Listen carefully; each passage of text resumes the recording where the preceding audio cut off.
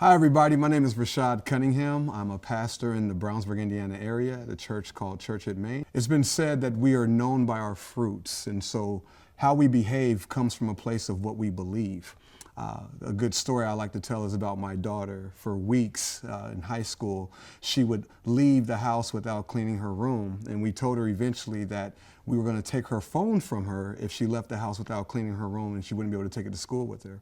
And so for 2 weeks, she started cleaning her room because she wanted to take the phone with her.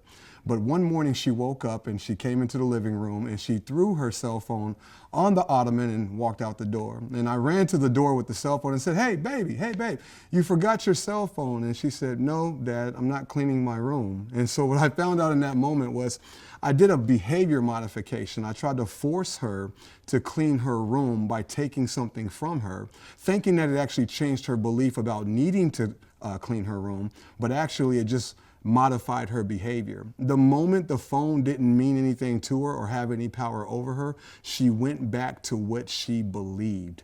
And today, that's what we want to talk about. We want to talk about you realizing that there is a belief at your core that modifies how you behave or changes how you behave or actually is the reason you behave the way you do.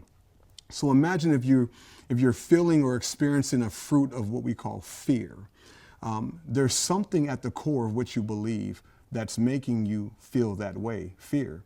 And so what we want to do over these exercises is get you to the bottom of why you're actually fearful and what you're fearful of and how we can modify your belief so that your behavior naturally changes. So for example, say you are retired and you feel like you've lost a sense of purpose. Perhaps you're scared that you have no value or no worth to give to the world because what you've done for so many years has just kind of been cut off from you, and you've entered into this stage of freedom even. That would be a fruit that we would look at, that you're showing a fruit of fear because of something you believe. So what we would ask you is to look in the mirror and just explain to us, what do you see when you look in the mirror now that you're this retired person? Perhaps you would say, I see somebody who is unimportant. I see somebody who is powerless because you're no longer in the position or the role that you used to be.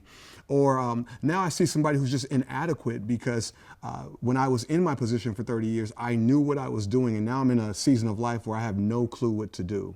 And then we would go a little further down and say, well, what are you hearing or what's going on around you that's making you feel like you're powerless or inadequate?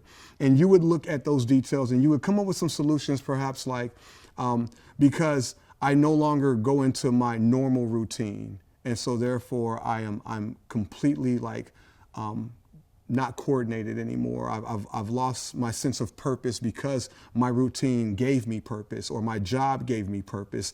And then at the very bottom there, at the root, you just want to ask the real question, what are you believing that's possibly not true? What are you actually believing that's not true?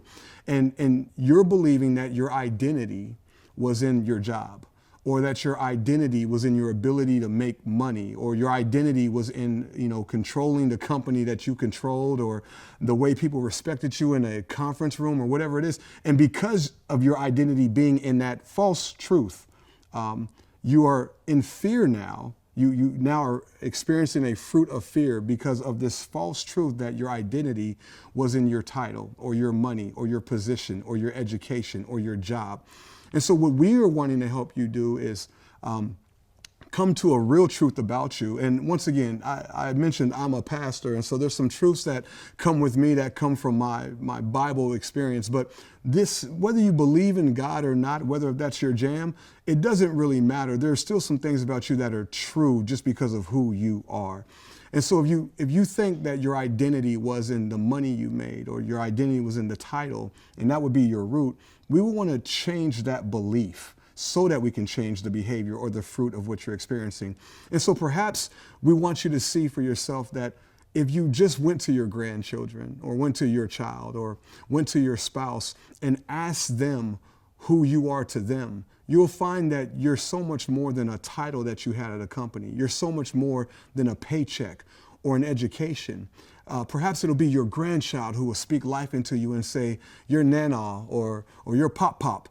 and you are my superhero because when Marvel's not around or when Superman's not around, I turn to you. You're the one that comforted my tears when I fell off my bike and told me to get back up. Now imagine if you saw yourself that way. Imagine if you truly believed that about yourself, because the person in your life who you love so dearly has told you that's who you are to them. And then you believed it for yourself, that you are a superhero to your child, or you are that parent who unconditionally loved your children through all of their ups and downs. And so now you have to ask yourself, what do you tell yourself now? What is the world telling you now about yourself? And perhaps it'll say something to the extent of, you are adequate. You are important. You do have value still to give. And then that would go up this opposite tree. That would go up the tree to a new fruit where you start saying to yourself, I still have purpose. I still have reason to be here. I don't need to be tied to my job, or I don't need to be fearful of entering into a season of retirement because my grandchild told me they still need me. My child told me they still need me. My neighbors still need me. And even more importantly, for those who are going through that retirement phase, the world still needs you. You have a plethora of information, knowledge, and experience that you can't teach in some school. And so imagine if you said to yourself, I don't have to be fearful of having no purpose because there's so much purpose waiting on me. How would that change the way you enter into that new season of life? And once again, I understand not everybody's going through retirement. Some people are fighting to even make that decision because they are fearful that there won't be nothing left for them when that time comes. I would tell you to do a fruit to root, as we call it, or I would challenge you to ask yourself, what do you really believe? And what you'll find is a lot of times you're placing your identity in something that's not true. You've made it true because you believe it, but there's a difference between feelings and facts. And that's what the fruit to root actually looks at. It's a tree of feelings versus a tree of facts.